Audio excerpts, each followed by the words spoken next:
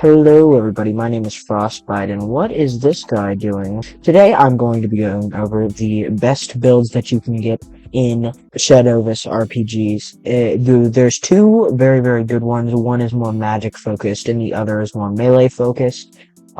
These are both very difficult builds to get, and they're both end game.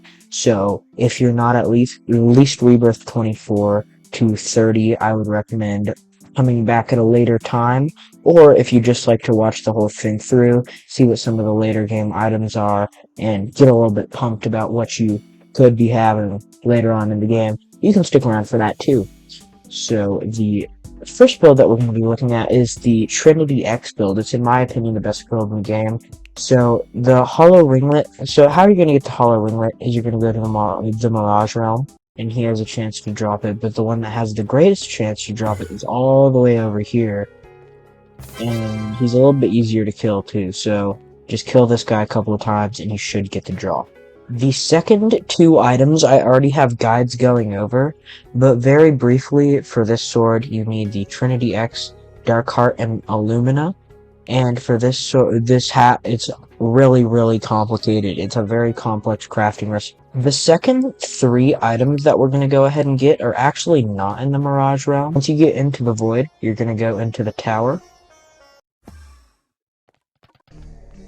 The tower here, and you're either going to go over to one of these three old dissidents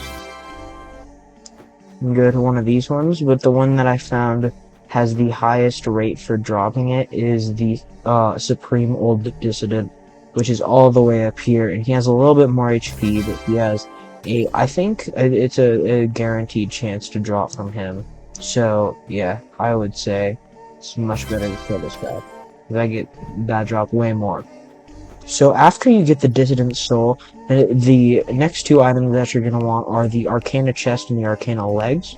The Arcana Chest and Legs can both be obtained by killing the High Counselor of Amos. He will most of the time, though, drop the Devotion Dagger, which isn't the item that you want. These armor pieces take a really long time to get, so if you don't get them in the first couple tries, don't stress. See, I just got one there. I got two there, actually. And so yeah, they are pretty difficult pieces of armor to get, so those are how you get those.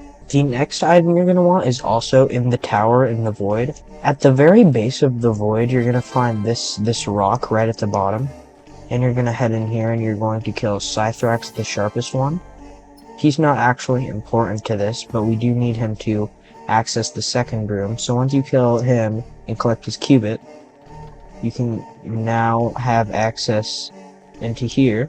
It's not letting me in, guys, but basically what you do is after you get the cubit, you go into there, you kill that boss, and finally you come up to this menacing, scary red door to fight the tower final boss, Amos, Priest of the Foregone. And what he's going to drop for you is the Satiant Orb. It isn't a 100% drop. I got a little lucky there.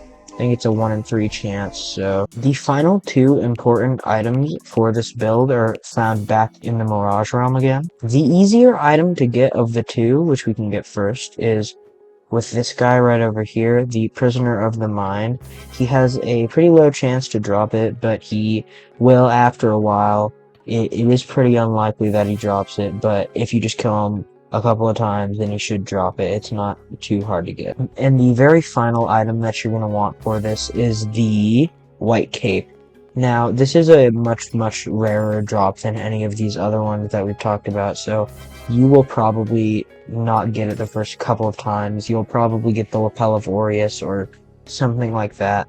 So yeah, you'll probably just get the Lapel of Aureus a bunch, but the White Cape makes it to where you attack a crap ton faster, which is perfect for this sword because you can just rain down so many more swords than you could otherwise. So the first two items that you're going to need to get that are new for this build, anything that I talked about in the previous build that was already there and that didn't change over from this one I won't be talking about, is the Doom Speaker chest and legs. The first thing you're going to do is head into the tower. You're going to find where High Counselor of Amos was, and then you're going to go to this door behind him. and your level is going to get set to a low one, and you're gonna fight Chronobum Everangel there, but you will eventually get from him the Doomspeaker leggings and the Doomspeaker chest. The next item you'll need is called the Inferno Charm, and it is really, really tricky to get because you get it from the Banland raids in the Draconic Citadel. So in the Banland raids, you're going to find enemies called Void Conjurers. So every single time you do the raid, you have a 1% chance to get the Inferno Charm from those Void Conjurers, and I think you have a different chance from different enemies. But, yeah, no, that's that. The next item you'll need is all the way back in the Mirage Realm. So you're gonna go to Aureus the Great, and you're gonna kill him, and you're gonna get the Lapel of Aureus. You're then gonna go ahead and go into the secret Rebirth 4 area behind the portal in the Rebirth 3 area, and kill the final boss to get the Aurelion Hook. So you're gonna go into the actual crafting menu, get the Aurelion Hood and the lapel, and that's going to make the Dominus Aureus. You could have really any ring on, I just have it on because it's slightly more attack speed, and, you know, it's helpful. It does add a little bit of damage, but there's probably a lot better options. I'm just not, you know, I don't use this build a whole lot, so please leave suggestions in the comments for what I could use, because I know I'm going to get a bunch anyway, but go ahead, I actually encourage it. The last item you'll need for this build to really be complete is the Twin Drake Daggers, the weapon of the build. These weapons are very, very good, but you can't hold a shield while you wear them, which is the only drawback. So you get a plus 220% melee power ratio, plus 210% melee power bonus, plus 210% attack speed, and then a crap ton of armor penetration, and it also inflicts doom, which lowers all enemy resistances, which includes defense, all the way down to 0. So how you get this is you're just going to enter the code Twin Drake. I already have the code redeemed, but you can actually go to the secret shop behind the Citadel in the Overworld to get these as well, or go to the shop in the Depths. And what that can do for you is actually get you bonuses like this armor penetration. This isn't normally what you have. You don't normally have this much armor penetration on here, so you can get bonuses on the Twin Drake Daggers you already have. There's a chance that you get it from the code, but it's very rare.